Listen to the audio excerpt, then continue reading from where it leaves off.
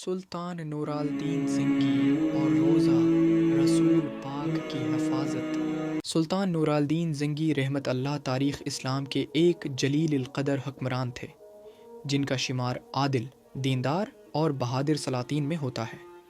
وہ 1118ویں سال پیدا ہوئے اور 1174ویں سال وفات پائی۔ نورالدین زنگی سلطنت شام و حلب کے فرما روا تھے اور صلیبی جنگوں میں مسلمانوں کے ایک عظیم محافظ کے طور پر جانے جاتے ہیں۔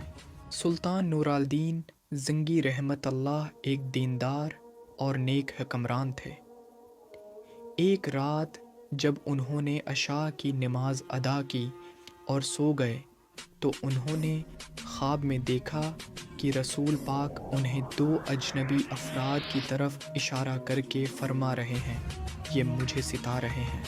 یہ خواب دیکھ کر سلطان پریشان ہو گئے اور اس خواب کو ایک الہی اشارہ سمجھ کر فوراً مدینہ منورہ جانے کا فیصلہ کیا۔ اس وقت دمشق سے مدینہ کا سفر تقریباً 20 سے 25 دن کا تھا، مگر سلطان نے یہ طویل فاصلہ بغیر آرام کیے صرف 16 دن میں طے کر لیا۔ مدینہ پہنچ کر سلطان نے شہر کے تمام داخلی و خارجی راستے بند کروا دیے اور اعلان کیا کہ تمام باشندے ایک دعوت میں شرکت کریں۔ سلطان خود ہر ایک چہرے کو غور سے دیکھتے رہے مگر خواب میں نظر آنے والے چہرے نظر نہ آئے۔ سلطان نے مدینہ کے گورنر سے دریافت کیا کہ کیا کوئی ایسا شخص ہے جو دعوت میں شریک نہیں ہوا؟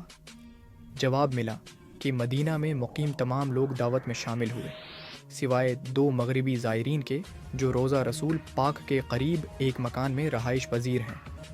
یہ دونوں بظاہر عبادت گزار نظر آتے تھے اور دن بھر عبادت میں مصروف رہتے، جبکہ شام کو جنت البقیہ میں لوگوں کو پانی پلاتے۔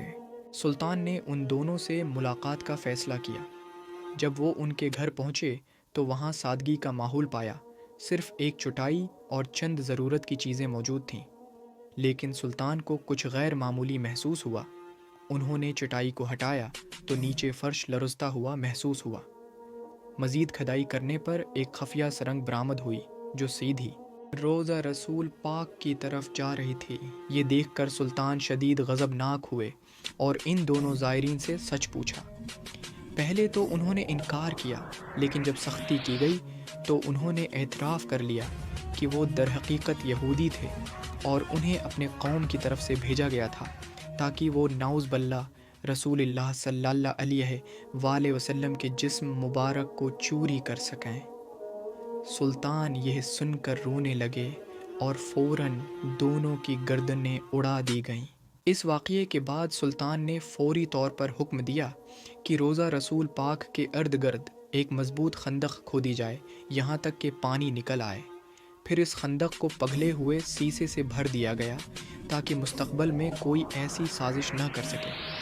بعض روایات کے مطابق سلطان خود اس سرنگ میں داخل ہوئے اور قدمین شریفین کو بوسہ دینے کی سعادت حاصل کی۔ یہ واقعہ تاریخ اسلام میں ایک غیر معمولی مثال ہے کہ کیسے اللہ تعالیٰ نے اپنے نبی کریم پاک کے روضہ مبارک کی حفاظت کے لیے نورالدین زنگی جیسے نیک اور صالح حکمران کو چنا۔ ان کی دیانت، بہادری اور عشق رسول کی بدولت ایک ناپاک سازش ہمیشہ کے لیے ناکام ہو گئی۔